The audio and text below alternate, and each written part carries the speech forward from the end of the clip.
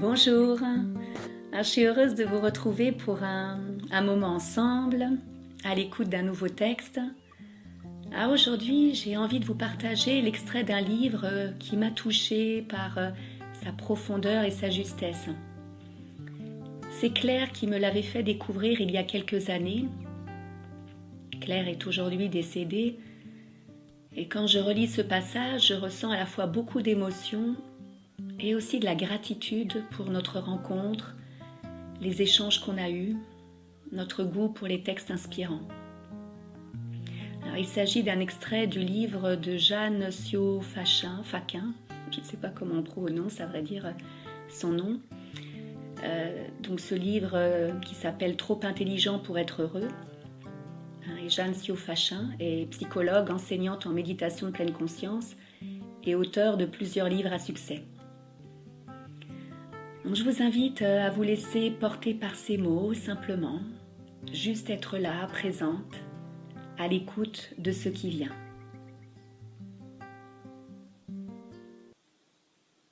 Installez-vous dans votre posture, assise ou allongée, celle qui vous convient maintenant, celle qui est possible.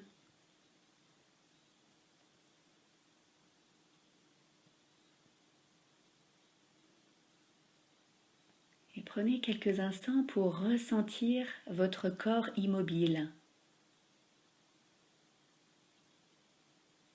pour écouter le silence en vous.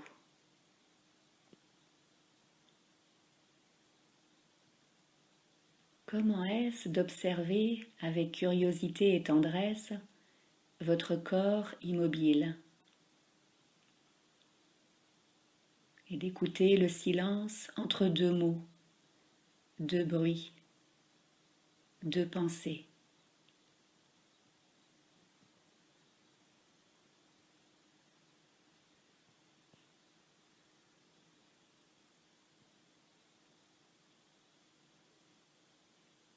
Et laissez votre attention se déposer sur le mouvement de votre respiration.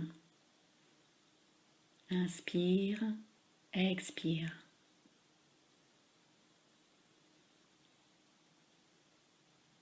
À l'écoute de la vie en vous.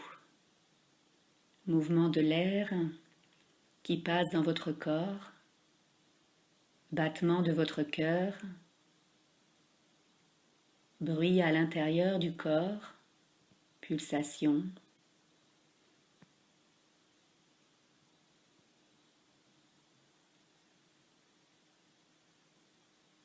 Et tranquillement, laissez-vous porter par les mots qui suivent.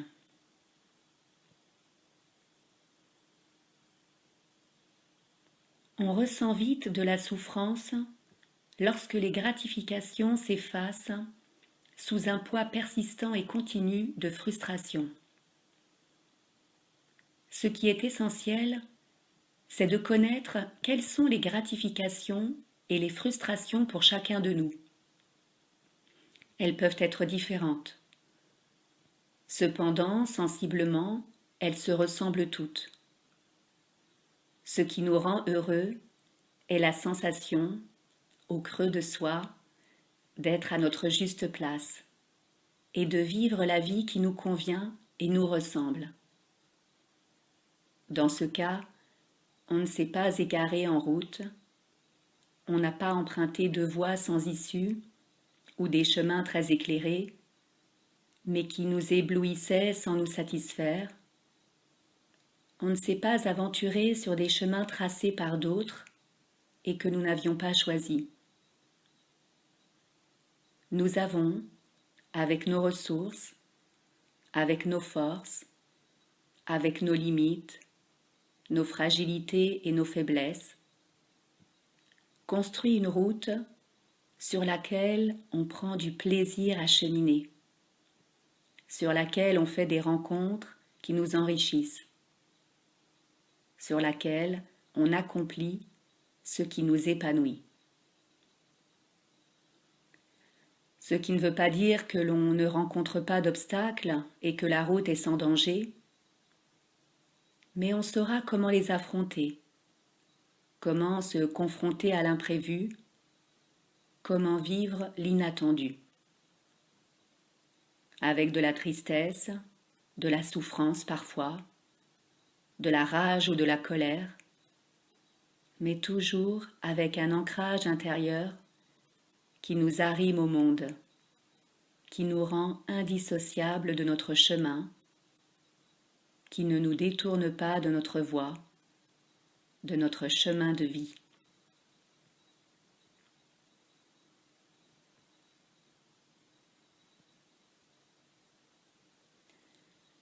Je vous laisse quelques instants en silence, à l'écoute de votre corps, de votre souffle, de vos mouvements intérieurs, de ce qui vient.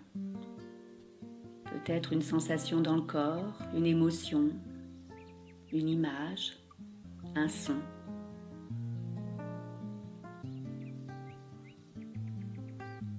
Et si rien ne vient, c'est ok aussi.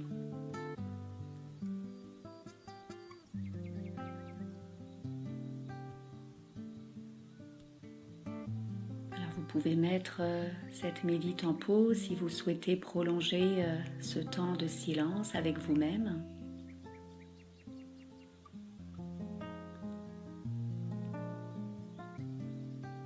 Et puis tranquillement, revenir à votre corps assis ou allongé. Prendre le temps de ressentir vos points de contact. Talons, fessiers, bassin. Contact de vos vêtements avec la peau.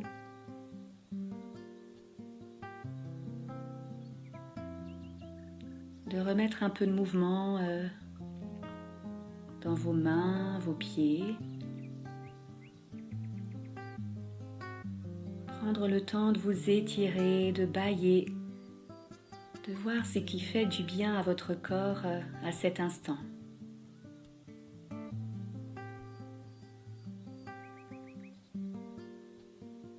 Et quand vous êtes prêt, de revenir là où vous êtes, retrouver les couleurs, les formes qui vous entourent.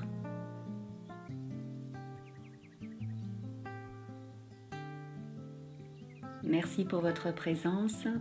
Très belle journée. À bientôt.